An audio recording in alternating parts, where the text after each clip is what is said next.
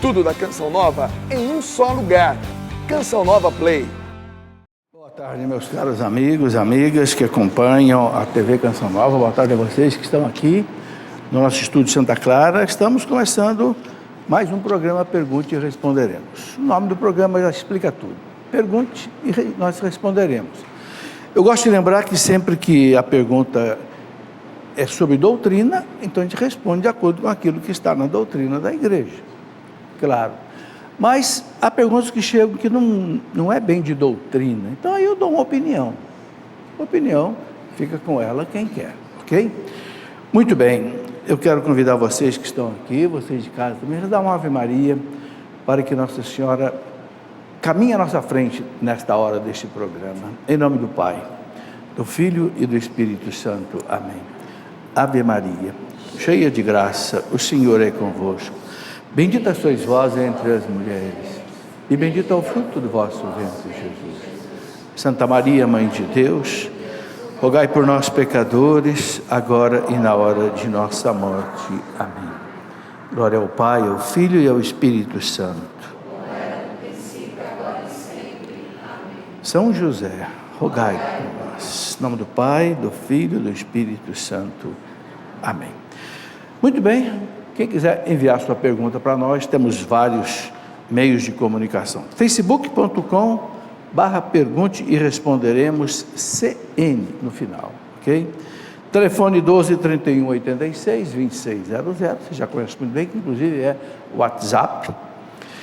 Tem o e-mail do programa, pergunte e responderemos, @cançãonova.com, e tem também o Instagram, @pergunte e responderemos. Então tem muito jeito de você mandar sua pergunta. Eu peço que mande a pergunta assim bem sucinta, bem resumida, para facilitar, porque aí a gente ganha tempo também aqui, pode responder mais perguntas, ok? Muito bem, quero mostrar aqui o lançamento já para a quaresma desse ano, que todo ano a Canção Nova faz, né?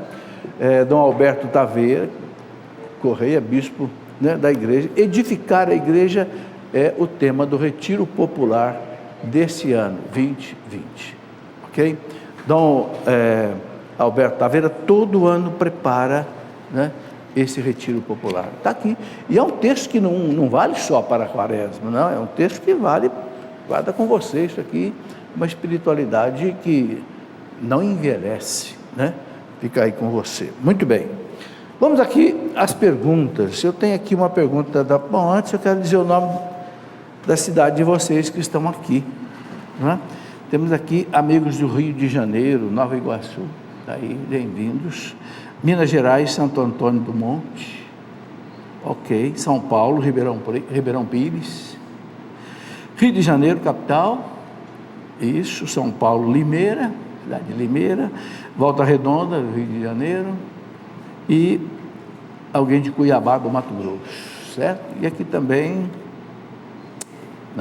então é isso aí. Muito bem, temos aqui uma pergunta que é do Cristiano de Nova Iguaçu. O Cristiano pergunta o seguinte: depois da subida de Cristo ao céu, podem aparecer novos profetas? Vejam, o que é um profeta na igreja? Como é que a igreja define um profeta? Um profeta é aquele que fala em nome de Deus.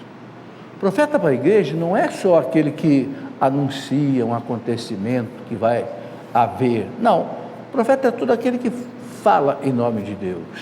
Então São Paulo dizia, né, que ele gostaria que nas comunidades houvesse profetas, e Cristo já tinha subido ao céu.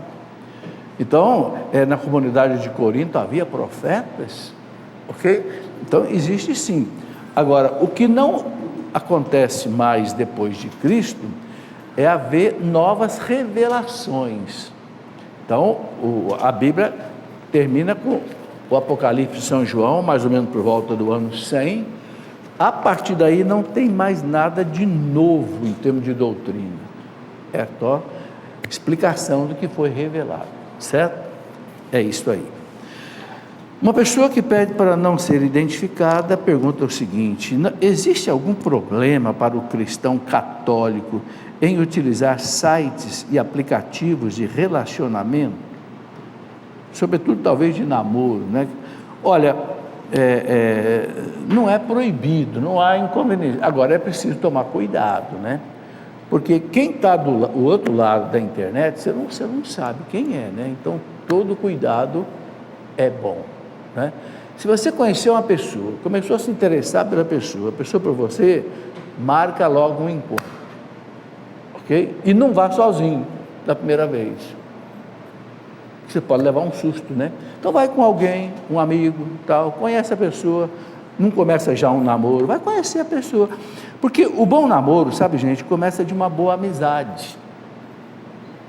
Tem gente que não consegue namorar porque não faz amigo, não faz amiga.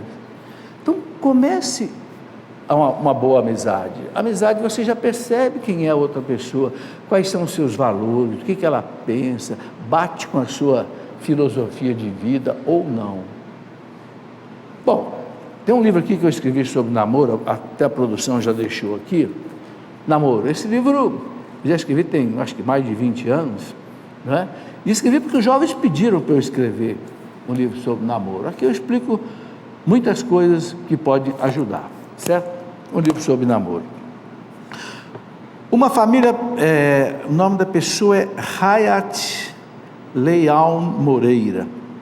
Uma família presbiteriana pode batizar uma criança na igreja católica? Não, porque, veja bem, se a pessoa é protestante, presbiteriana, não é? Batiza na igreja presbiteriana. E o batismo dela, a igreja considera válido, da presbiteriana. O Código de Direito Canônico da igreja, não sei se eu estou com ele aqui, está aqui, o Código de Direito Canônico, ele tem aqui um parágrafo, um cânon, que fala quais são as comunidades evangélicas que o batismo é válido, que a igreja reconhece como válido. Agora, se a pessoa é presbiteriana, batista, da congregação, você batiza lá. Não tem lógica um católico batizar na igreja protestante e um protestante batizar na igreja católica. Não tem lógica. Outra pessoa que pede para não ser identificada. Qual a importância da prática do silêncio para o cristão? Existe algo místico ou religioso em silenciar? Existe. O silêncio é necessário para a meditação. Quando você abre a Bíblia, né? Sabe, você precisa parar e meditar, tem que fazer silêncio. O Evangelho do dia, né? Todo dia eu faço uma reflexão pelo meu Facebook, depois coloco também no Instagram, uma reflexão de uns 15 minutos sobre o Evangelho do dia, né? Hoje, por exemplo, o Evangelho de São Marcos, em que Jesus estava lá na casa de São Pedro, cura a sogra de Pedro, depois ele vai para fora da casa, cura muita gente, expulsa muitos demônios, depois ele vai à noite rezar, depois, né, ele amanhece o dia, ele vai pregar em outros lugares. Então você tem que ficar parado ali agora meditando. O que Deus está dizendo para mim? Quando Jesus cura a sogra de Pedro, que ele estendeu a mão, segurou, poxa, eu também tenho que estender a mão para os doentes. Ali ele está mostrando o poder divino dele, porque ele repreendeu a febre a deixou. Depois ele foi lá para fora, curou um monte de gente, expulsou os demônios, ou seja, o reino de Deus está sendo implantado. Então, o silêncio é fundamental para que haja meditação. Quem não medita não cresce. Tem gente que lê, mas não medita. Porque o que é a meditação? Meditação é você... O que é a reflexão? Vocês sabem que é a reflexão da luz, né? A luz, ela é uma onda que ela bate na parede e volta. Refletir é você deixar a coisa entrar dentro de você e voltar. Então você está refletindo, você está meditando. Deus fala, você absorve o que Deus fala. Agora você vai falar com Deus. Senhor, eu preciso mudar. Senhor, estou entendendo o que o Senhor está dizendo. Então o silêncio é fundamental. Sabe, gente, nesse mundo nosso, de muita correria, de muita agitação, onde o celular ocupa muito tempo da gente, a televisão, né? Sabe, a gente tem que parar, senão a gente fica assim, saltitante. Entende? Tira 15 minutos por dia, pelo menos meia hora por dia, para ler um trecho do Evangelho e meditar. o que o Senhor está falando para mim hoje, ok? Na missa tem 3 leituras. Quem vai à missa todo dia tem a primeira leitura, tem o salmo e tem o evangelho. Nós já dá uma reflexão muito boa. Bom, outra pessoa que não quer ser identificada, ela fala o seguinte, que na carta de São Paulo aos Coríntios, São Paulo, quando fala do dom das línguas, ele fala que deve haver intérprete, ok? Ou então a pessoa deve ficar calada. Então, ela pergunta, uma oração em línguas, sem a sua interpretação, não estaria em discordância com o texto bíblico?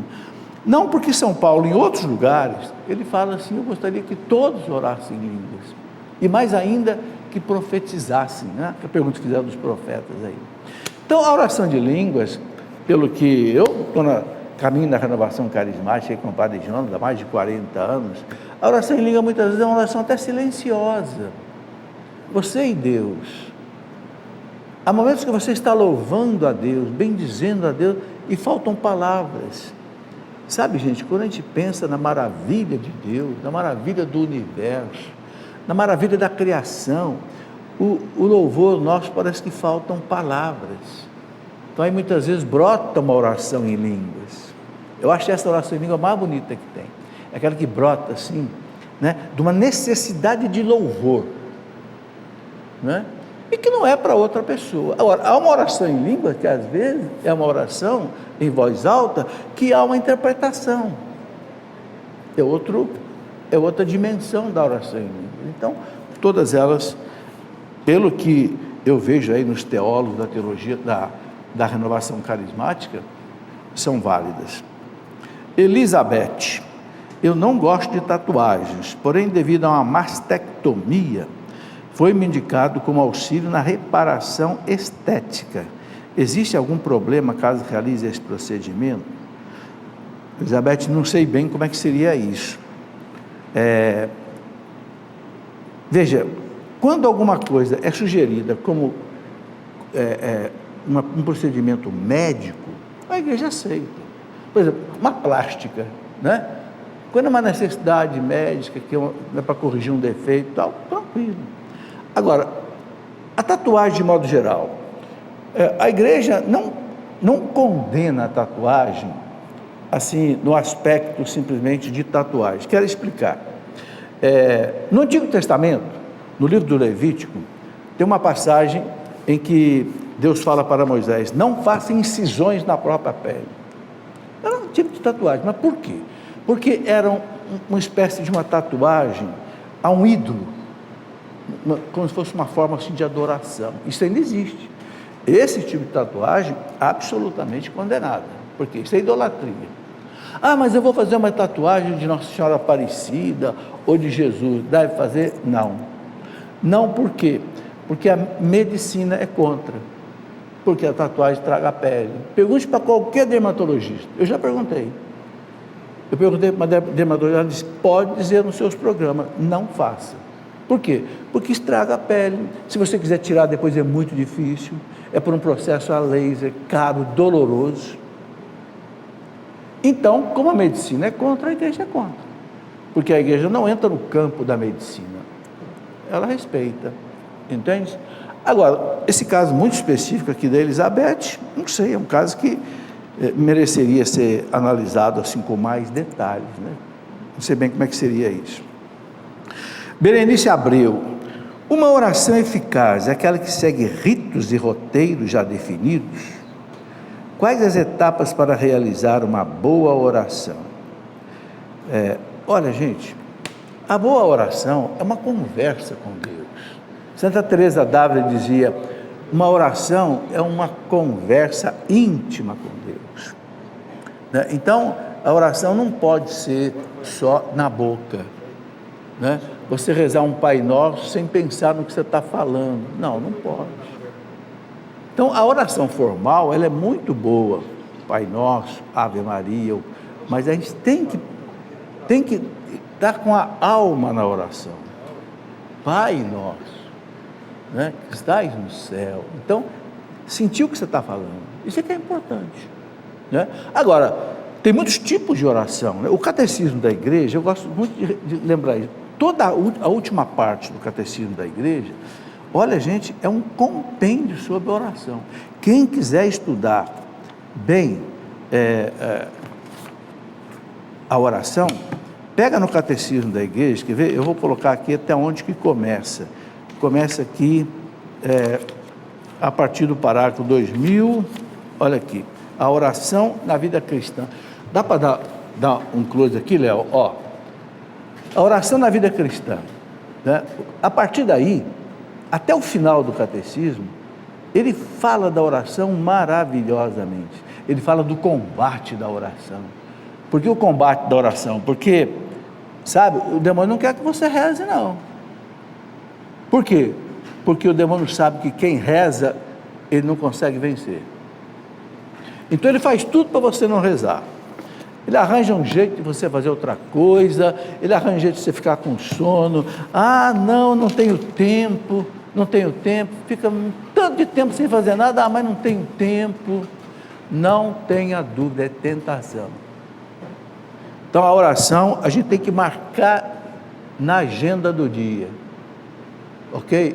Por exemplo, o que eu faço? Eu levanto, 6 horas eu estou na igreja, só saio da igreja às 7h15.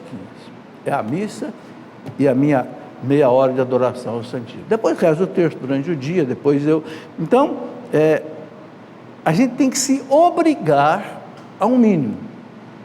Eu me obrigo. Eu não durmo sem rezar o terço, eu não durmo sem rezar o ofício da Imaculada, eu não durmo sem rezar a coroa de glória de Nossa Senhora, eu não durmo sem ir à missa e sem fazer meia hora de adoração ao Santíssimo. Não, sabe, assim como eu tenho um cardápio de comida, eu tenho um cardápio de oração. É a vida física e a vida espiritual. Quem não tem um cardápio de oração, não persevera na vida espiritual. A maioria das pessoas fala assim, eu não consigo fazer, eu não consigo isso, eu não tenho perseverança. Você não tem perseverança porque você não reza. Se você fizer uma receita de oração por dia e você cumprir aquilo ali, pode começar devagar. Eu estou com 70 anos de idade, então eu já apanhei muito na vida, né? Então você também, a vida vai te amadurecendo. Mas se você não consegue fazer muita coisa, não consegue rezar um terço inteiro, eu vou rezar pelo menos uma dezena do terço. Eu vou ler pelo menos meia hora, ou 15 minutos da Bíblia e vou meditar. Se a gente não fizer, gente, um roteiro e cumprir aquele roteiro, a gente não cresce na vida espiritual.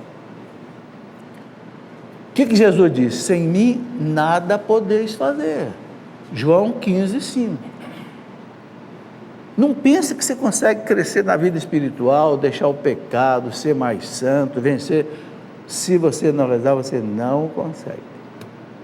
Então a pergunta que a pessoa faz aqui, a Berenice, qual é a oração eficaz? A oração eficaz principalmente é aquela oração que eu passo todo dia, não deixo de fazer e faço bem feito. Não é? Às vezes eu rezo o terço dirigindo. Eu vou daqui para minha casa, que é mais ou menos 20 minutos, quase que eu rezo um terço inteiro. Eu estou dirigindo e estou pensando. Não é? Tem um tercinho que são só 10 bolinhas na minha mão aqui, segurando, entendeu? Agora, é preciso cumprir um tempo de oração, senão não vai. Tem uma porta aqui na Canção Nova que o Padre Jonas colocou uma frase assim: quem não adorar não vai aguentar. Recado dele para os consagrados: quem não adorar, os consagrados da Canção Nova fazem meia hora de adoração de todo dia. Quem não adorar não vai aguentar, e não aguenta mesmo, porque o demônio, ele é sutil, ele é sagaz, ele sabe derrubar a gente. Vera gostaria de entender melhor o que significa o voto de pobreza para os padres, pois vejo vários padres que moram em casa sofisticada, têm um carro do ano e suas comunidades são bem pobres. Lá vem paulada nos padres. Eu não vou entrar no mérito da questão, não. Eu só vou dizer o que é o voto de pobreza. O voto de pobreza não é voto de miséria. Voto de pobreza é o padre ter o que ele precisa para viver minimamente bem e cumprir a atividade dele. O padre precisa de um carro? Precisa de um carro. Hoje quem não tem carro está roubado, né? Porque como é que ele vai andar de paróquia em paróquia, capela em capela, dependendo de carona? Não dá, o padre tem que ter um carro. Todo mundo hoje tem carro, né? O padre tem que ter um planozinho de saúde? Tem, porque senão o padre morre na fila do pronto-socorro aí também, com muita gente. É o mínimo, todo mundo quer ter, não quer ter? O padre tem que ter uma alimentação razoável, normal? Tem que ter. Então, o voto de pobreza é ter o mínimo necessário para ter uma vida decente. Pronto. Agora, se outros extrapolam isso, eu não vou entrar no mérito da questão. Não vou... naquele livro dos diálogos, Santa Catarina de Sena, com Deus, né? Deus diz para não julgue os meus ungidos. Ela disse que ela rezava muito pelos padres no tempo dela, por volta de 1400 e pouco. Tinha padre que tinha amante, né? Concubina, tem a questão do nepotismo, a questão da simonia, e ela deu a vida por eles, mas Jesus disse, não os julgue, deixa comigo, porque ele é ungido meu, deixa comigo, eu vou corrigir ele, não julgue. Eu vejo hoje gente julgando o Papa, tem gente dizendo até que o Papa é herege, tem gente dizendo que o Papa é comunista, que o Papa é teologia da libertação. Ô gente, que temeridade! Eu posso até não concordar com tudo que o Papa coloca, porque eu sou obrigado a concordar com o Papa quando ele fala em termos de doutrina, aí acabou. Mas o Papa dá uma opinião de política, dá uma opinião, quantos filhos eu devo ter, eu não sou obrigado a concordar. Agora, eu não posso atacar, julgar, condenar aquele que é o ungido do Senhor, acima de tudo, né? Eu me lembro daquela passagem do livro dos Reis, né? Que Saul queria matar o Davi de qualquer jeito, né? E o Davi teve a oportunidade de matá-lo.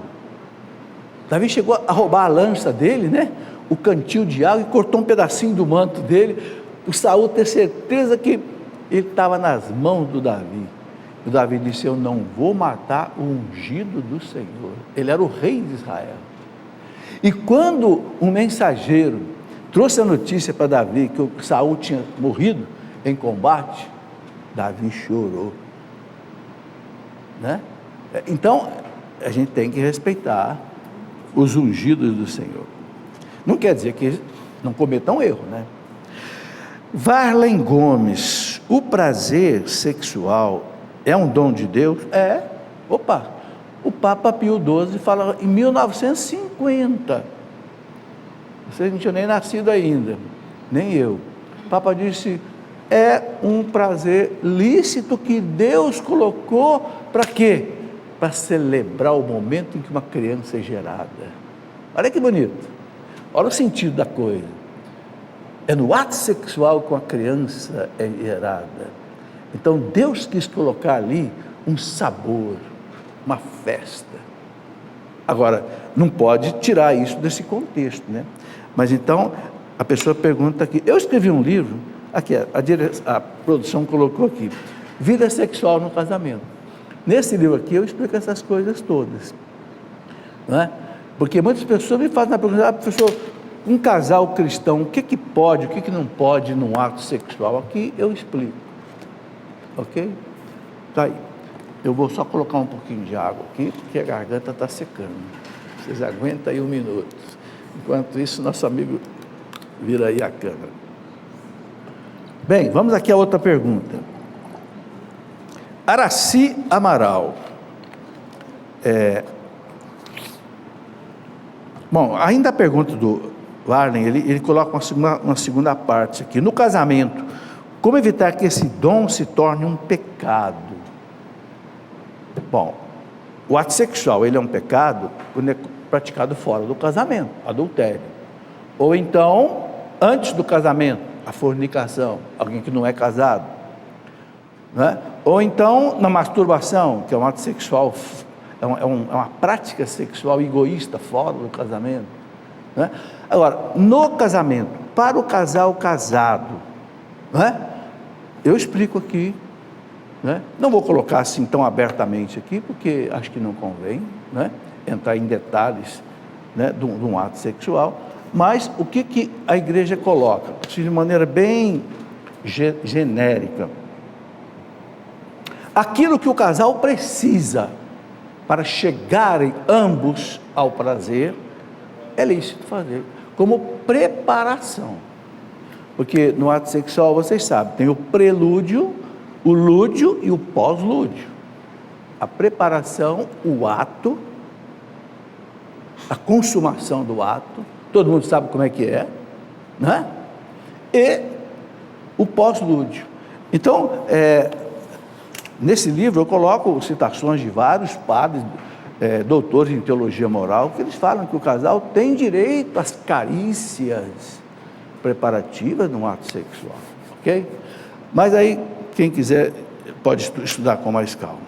Vamos fazer o nosso intervalo, a gente volta já para continuar. Muito bem, de volta já com o nosso Pergunte e Responderemos. Quero dar só 2 recados rápidos aqui. Primeiro, você já percebeu que, graças a Deus, a campanha da Canção Nova tem fechado nos últimos meses. A Canção Nova lançou um carnê extra para quem quiser fazer uma contribuição a mais. Olha que beleza, quanta gente tem contribuído. Então, vai continuar. Carnê Canção Nova 2020.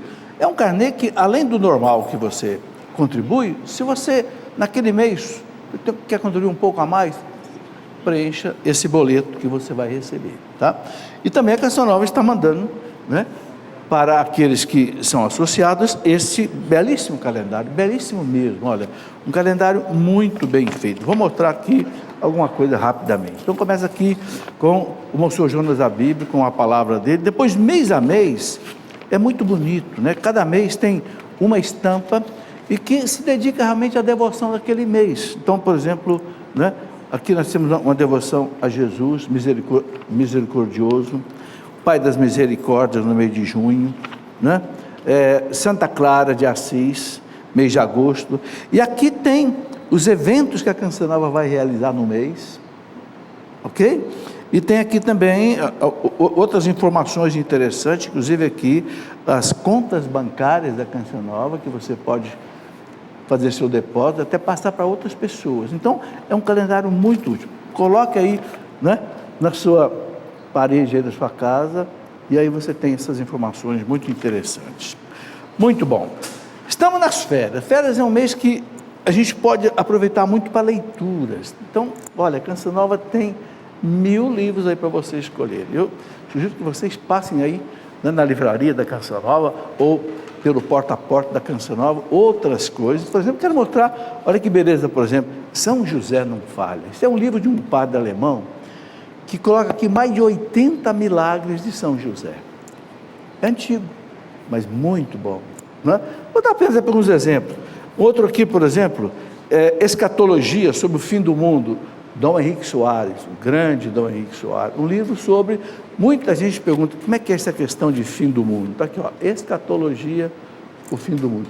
E tem livro aqui que não acaba mais. Deixa eu pegar, por exemplo, olha, quem quer conhecer a fé católica, os dogmas da fé, é toda a doutrina católica sintetizada aqui, explicada, cada dogma. O que é o dogma da Santíssima Trindade? Quais são os dogmas sobre os sacramentos? Quais são os dogmas sobre Nossa Senhora? Quais são os dogmas sobre a moral católica? Ok? Então, os livros, eles nos formam, né? A Canção Nova tem essa preocupação muito grande. Vocês acho que já leram lá no profeta Oséias, né? Profeta Oséias, capítulo 4, versículo 6, o profeta Oséias diz assim, falando para os sacerdotes do tempo dele: sacerdotes, o povo de Deus perece por falta de formação. O povo de Deus perece por falta de doutrina. Perece em que sentido? É levado para seitas, não conhece a doutrina, então muda de religião, vai para as outras seitas, perece por falta de formação. E os livros são exatamente para isso. Muito bem, vamos continuar aqui, agora as perguntas que chegaram por e-mail, que vão aparecer aqui. A Camila: nossa paróquia tem muitas imagens de santos nas paredes, e padre as tem devolvido, dizendo que no lugar abrirá janelas para melhorar a ventilação. A igreja ficará sem as imagens de devoção popular. Isso é correto? Olha, eu acho que tem que haver equilíbrio nisso daqui. As imagens são recomendadas pela igreja desde o Concílio de Nicéia II, no ano 789. Está aqui no Catecismo da Igreja. Quando você pega que fala das imagens aqui, tem um texto aqui do Concílio de Nicéia que fala as imagens devem ser colocadas nas igrejas, nas vestes, nas paredes, nas ruas, nos caminhos. Então, sabe, o povo tem devoção às imagens, né? O que uma imagem lembra para nós? 3 coisas, né? Quando você olha uma imagem, você primeiro, bom, aqui tem a imagem que representa uma pessoa que é exemplo de vida. Então, primeira coisa, eu devo imitar a vida dela, no caso aqui Nossa Senhora, mas pode ser um santo também. Segunda coisa, está no céu rezando por mim, então eu devo pedir intercessão. Terceiro, quando eu cultuo uma imagem, um santo, eu estou dando glória a Deus. Por quê? Porque ela é santa por obra e graça de Deus. Então o culto não para no santo, nem nenhuma imagem, o culto é para Deus. Uma das maneiras de a gente ganhar uma indulgência plenária todo dia, depois de ter feito a confissão, ter ido à missa, rezado pelo Papa, né? Uma das maneiras é você rezar um terço em família ou na comunidade, diante de um oratório. A igreja valoriza muito isso. Então, essa pergunta que foi colocada aqui, o padre querer tirar todas as imagens da igreja para abrir janela, concordo, pode ser que seja necessário abrir algumas janelas, mas eu não concordo em tirar as imagens, não. E tem outra coisa, normalmente a igreja não tem janela, não sei se vocês já repararam. Por quê? Já repararam? As janelas são no alto. Por quê? Para as pessoas não se distraírem. Entendeu? Então, hoje se usa ventilador, tem muitas igrejas que tem até ar-condicionado hoje, né? E o clima de não ter janela cria um clima espiritual. Por exemplo, na Idade Média, as janelas eram todas em cima e com vitrôs coloridos. Eram vitrais. Por quê? E embaixo não tem janela nenhuma. Quando a pessoa entra na igreja, a luz que jorra do alto, ela sente assim um ambiente diferente. É como a luz do céu jorrando sobre ela. Então ela entra num clima de oração. Então as igrejas não devem ser... Tanto é que a gente olha as igrejas antigas, as igrejas novas, são completamente diferentes. Eu gosto muito mais das antigas. Tem um clima, elas favorecem um clima de oração muito mais. As igrejas, por exemplo, da Idade Média, eram todas baseadas na escolástica. O que era a escolástica? A escolástica é aquela cultura que juntava a fé com a ciência. Então, as igrejas eram construídas na fé, ou melhor, na ciência da arquitetura, mas orientada pela teologia. Entende? Quem conhece as igrejas antigas, entende o que eu estou falando. Então eu acho que tem que haver equilíbrio aí, nessa pergunta que foi feita. Não identificar. Como explicar o processo de nulidade para os filhos e manter uma boa relação com o ex-cônjuge?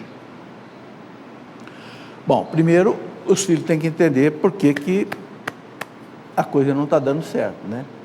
Por que papai e mamãe não estão se entendendo? Essa é a primeira coisa, né?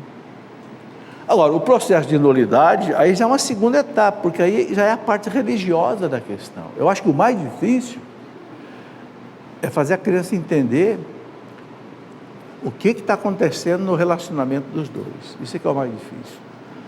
A parte religiosa é simples, né? A parte da nulidade, se você vai explicar para a criança o seguinte: olha, eu casei com seu pai, mas na verdade eu não queria casar com ele. Eu não dei um consentimento pleno. Porque quando é que acontece a nulidade? A nulidade, na maioria dos casos, é quando a pessoa casa, no fundo, sem vontade. Ou seja, ela não deu o consentimento pleno. Você quer casar com ele? Quero. Ele é feio, mas eu quero. É pobre, mas eu quero. mas é manco, mas eu quero. Ah, então casa. Casar seu. Eu estou brincando, né? Eu quero dizer o seguinte, a pessoa quer mesmo, entendeu? Ela conhece o outro, sabe como é que ele é, conhece as qualidades, os defeitos, mas ela quer. Agora, diferente quando a pessoa casa enganada, casa meio no escuro. Às vezes casa porque quer ficar livre do pai e da mãe, eu quero sair da minha casa. Casa porque está grávida. Não. O casamento ele só é válido quando tem consentimento pleno. Não tem nenhum obstáculo que impeça essa liberdade, esse consentimento pleno, entende? Então isso é que eu acho mais importante explicar para a criança. Agora, não é muito fácil, né? Ayrton Antônio, porque os evangélicos, em sua maioria, não demonstram respeito a Nossa Senhora, que foi mantido por Lutero após a reforma?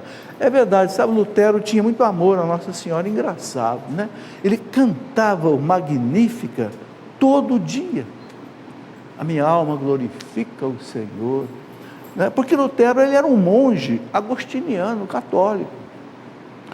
Quem criou essa certa aversão à Nossa Senhora não foi Lutero, foram os reformadores protestantes que seguiram Lutero, Calvino, Zwinglio, Melanchthon. Eles começaram a achar que o povo idolatrava a Nossa Senhora e como que deixasse Jesus na sombra. Não é verdade, foi um entendimento errado. Isso é uma coisa que eu quero explicar, né? Jesus é o único mediador entre Deus e os homens, está escrito, primeira carta de São Paulo a Timóteo, capítulo 2, versículo 4, Cristo é a única ponte entre o homem e Deus. Essa ponte caiu com o pecado original, Cristo veio refazer, por isso que a gente chama de pontífice, vem de ponte. Só ele é homem e só ele é Deus, então só ele é ponte. Maria é humana, mas não é divina, então Maria nunca vai ser ponte. O que Maria faz? Maria atravessa a ponte, estão entendendo? Ela não é outra ponte. A reforma protestante, erroneamente, começou a pensar que Maria fosse uma outra ponte paralela à de Jesus. Não é isso. A mediação de Maria é através da única mediação que é Jesus. Maria atravessa a ponte, ela não é ponte. Ela pega você e leva lá para Jesus, leva lá para Deus. Por isso que toda a oração da igreja termina assim: por Cristo nosso Senhor, que com o Pai, por Cristo, porque Cristo é a única ponte. Se algum irmão protestante estiver me ouvindo aqui agora, eu digo, entenda isso pelo amor de Deus, não é uma deusa, nós não a adoramos, nós amamos a Maria como você ama a sua mãe. Você não tem um retrato da sua mãe na sua casa? Eu tenho aqui a imagem de Maria, mas ela não é deusa, ela não é ponte, ela não é medianeira no sentido de que substitui Cristo, não, ela é medianeira cooperativa, diz o Vaticano II. Vocês entenderam isso? Pensa numa canetinha, você tem essa canetinha aqui, dentro da canetinha você tem onde vai a tinta, né? Vai por dentro da caneta, não vai?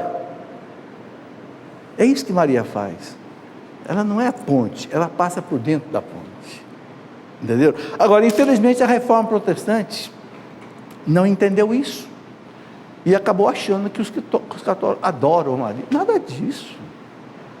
Por exemplo, São Luís de Montfort, no Tratado da Verdadeira Devoção à Virgem Santíssima, né? Ele fala, consagração a Jesus, através de Maria.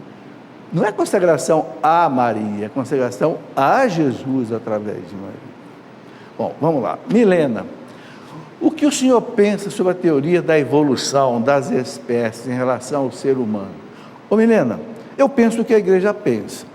Existe a evolução? Existe, não há dúvida, todos os papas já confirmaram isso, Pio XII, João XXIII, Paulo VI, João Paulo I, João Paulo II, Bento XVI, Francisco, a evolução, o mundo começou lá, há 14 bilhões de anos atrás, num negócio chamado Big Bang, grande explosão, uma partícula infinitamente pequena, onde um tudo estava ali dentro.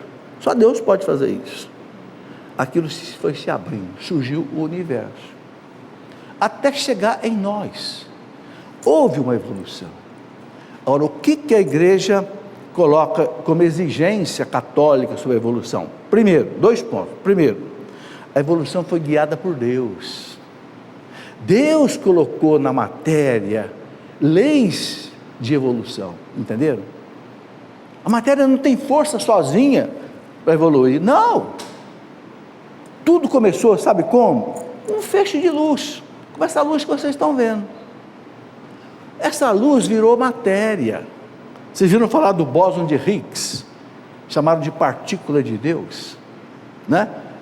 Porque foi um padre da igreja que descobriu o Big Bang, um padre chamado George Lemaitre, que era astrofísico, doutor em astrofísica, amigo do Einstein. Ele descobriu como é que o mundo começou, o universo começou. Só que aí teve um físico inglês chamado Higgs, Dr. Higgs, que disse, bom, tem que existir um bóson é uma partícula física extremamente microscópica. O que esse bóson faz? Esse bóson é uma partícula que ele transforma energia em massa. Então é possível começar a aparecer os corpos, os astros, etc, etc. Há uns 5, 6 anos atrás descobriram esse bóson. Já viram falar naquele LHC, né? Large Hadron Collider. É a maior máquina humana que a humanidade já construiu. Custou 15 bilhões de euros pelo Centro Nuclear Europeu. É um anel de 20 quilômetros de comprimento, que ocupa 100 metros abaixo do solo, porque fazem experiências atômicas ali dentro, e descobriu-se o bóson de Higgs, ou seja, comprovou que a evolução existe. Então, primeiro ponto, a evolução existe, mas é Deus quem botou força, destino nessa evolução. Segundo, isso é o mais importante, a alma humana não vem pela evolução, o que vem é o corpo. A alma Deus coloca no momento da concepção da criança, entenderam? Porque a alma é imagem e semelhança de Deus. Jamais a matéria pode gerar o espírito. Estão entendendo? Então entenda isso, a igreja acredita na evolução, não tem dúvida, é científico. E eu sou físico, eu fiz doutorado em física no ITA, São José dos Campos. É físico, não tem dúvida, mas a alma não. A alma Deus cria no momento da concepção e é a imagem dele. Jamais a matéria pode gerar a imagem de Deus. Vamos lá. Helder de Fortaleza, no Ceará. Uma separação ocasionada por uma das partes, se assumir homossexual, possibilita a nulidade? Eu creio que sim. Há indícios de nulidade. Porque quando é que caracteriza uma nulidade? Aqui no Código de Direito Canônico, tem aqui as 19 razões em que um tribunal da igreja pode declarar a nulidade. A nulidade, ela sempre acontece quando antes do casamento, ou no ato do casamento, aconteceu alguma coisa. Depois não.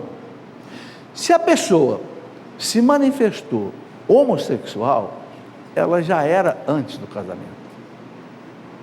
Então pode ser que realmente seja um indício de nulidade. Agora, claro, só o tribunal da igreja que pode colocar essa questão. Ok? Então, vai ao tribunal da igreja e estude a questão. Everton Romero.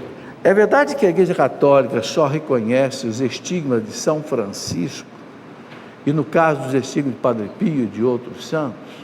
Não, pelo que eu sei, a igreja reconhece os estigmas do Padre Pio. Até chegaram, antes da canonização dele, gente dizendo que aquilo era fraude dele, que ele simulava aquilo. Não, o Vaticano comprovou perfeitamente que não houve fraude nenhuma, era legítimo. Inclusive o Padre Pio, como todo bom italiano, né, muito assim, franco, né, uma senhora perguntou para ele, dói? Não, é só para enfeitar a minha mão. Doía muito, porque era uma ferida aberta, que não cicatrizava. Então a igreja reconhece sim. Pode passar.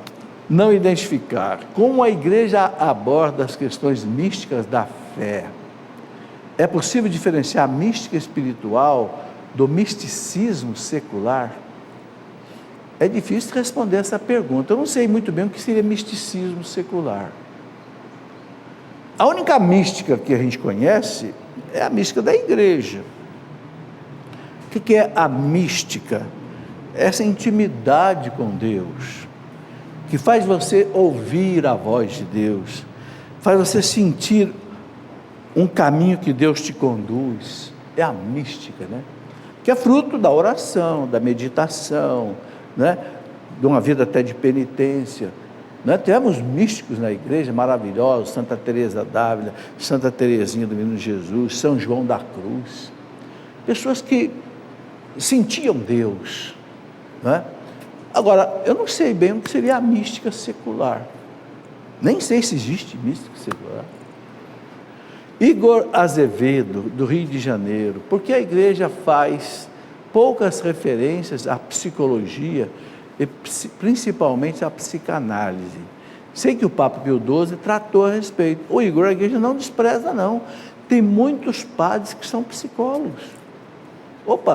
Um dos padres, por exemplo, que eu sempre me orientei muito, inclusive nesse livro, Vida Sexual no Casamento, eu cito ele várias vezes, Padre João Moana, já faleceu, era padre, médico e psicólogo, e era um grande orientador de casais. Então a igreja valoriza sim, é que, claro, o sacerdote ele é mais voltado para a teologia, mas a psicologia ajuda sim. Tancredo Bastos, como entender a onipresença e onisciência de Deus? Os anjos santos e Nossa Senhora também compartilham delas? Compartilham, vamos explicar.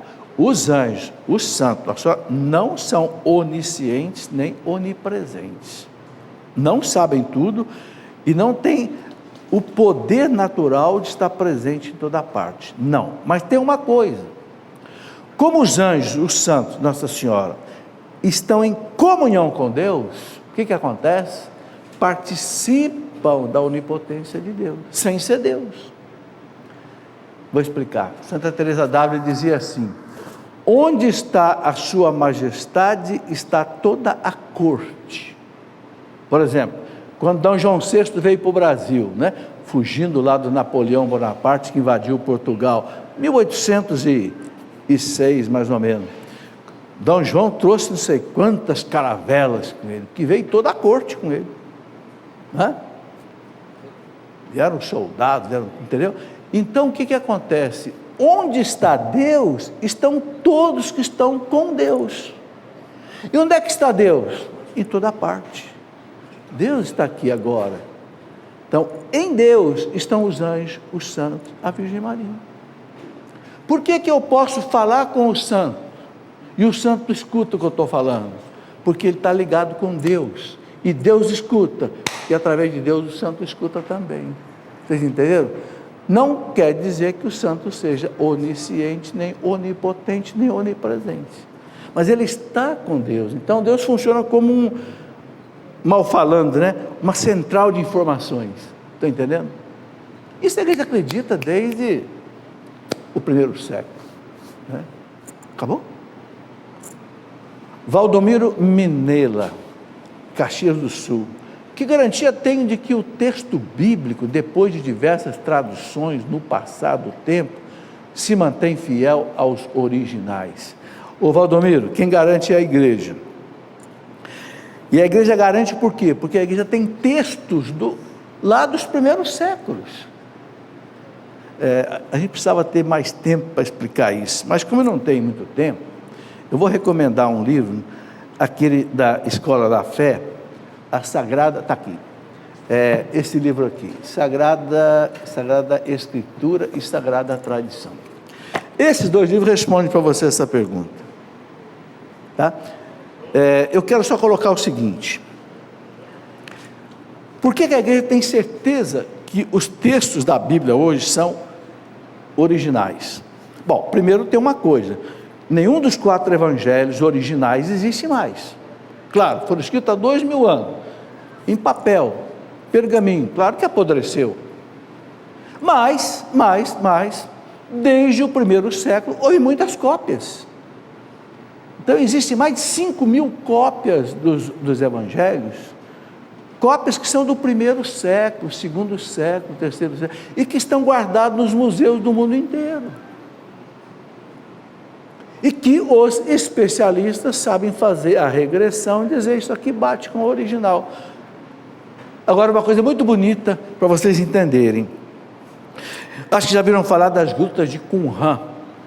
As grutas de Qumran foi o seguinte: 1940 mais ou menos, um beduíno descobriu na Terra Santa, perto do Mar Morto, uma gruta onde ele achou um vaso cerâmico tampado.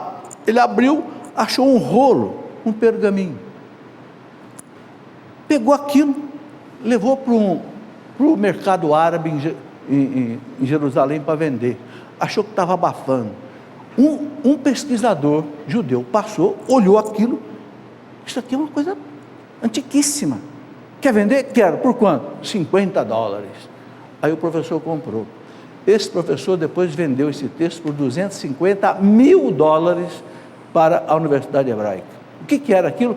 Era o livro inteiro do profeta Isaías, que foi escrito 700 anos antes de Cristo, e que aquela cópia era do ano 70, mais ou menos, quando existiam os monges essênios em Qumran. A cópia mais antiga que existia na igreja era do ano 1000 depois de Cristo. Quando pegaram esse texto de Isaías, de Qumran, do ano 70, compararam com o texto do ano 1000, ou seja, 1000 anos depois, bateu ipsis literis, a tradução era a mesma. Uma distância de 1000 anos. Um texto do ano 70 comparado com o texto do ano 1000, compararam exatamente igual. Claro, com pequenas divergências, né? Então, só para resumir esse ponto, né? Os racionalistas inimigos da igreja no século XVIII, Renan, Carnap, Rousseau, Voltaire, Diderot, Montesquieu, aqueles franceses que fizeram a Revolução Francesa, que queriam destruir a Igreja Católica, eles tentaram destruir os evangelhos. Então fizeram uma análise comparativa, indutiva, analítica, etc., dos 4 evangelhos, querendo destruir os evangelhos, querendo mostrar para o mundo que os evangelhos eram uma farsa. O que aconteceu, gente? Quebraram a cara. Eles foram obrigados a dizer que os evangelhos são autênticos, que não é uma fraude da igreja. Os inimigos da igreja. Existe um livro maravilhoso que se chama Jesus Cristo é Deus, que explica isso com uma riqueza de detalhes. É de um padre chamado José Antônio Labourou, um padre espanhol. Tem aqui na Canção Nova esse livro, Jesus Cristo é Deus. Então, um desses racionalistas alemão, chamado von Harnack, ele disse: puxa vida, nós trabalhamos 50 anos para tentar destruir os evangelhos, e o que nós conseguimos foi construir um pedestal para que a igreja colocasse ele em cima. Ou seja, nós damos toda a certeza para o mundo que os evangelhos são autênticos. Isso é importante a gente saber. Não há dúvida, a igreja não tem dúvida que os evangelhos são históricos. Mateus, Marcos, Lucas, João e também os do Antigo Testamento. Ok? Por isso que a Bíblia é o livro mais lido em toda a humanidade. Muito bem, chegamos ao final do programa. Agradeço a vocês que vieram participar aqui, né? Você de casa também. Fique aí, Canção Nova continua com sua programação. Um grande abraço. Tudo da Canção Nova em um só lugar. Canção Nova Play.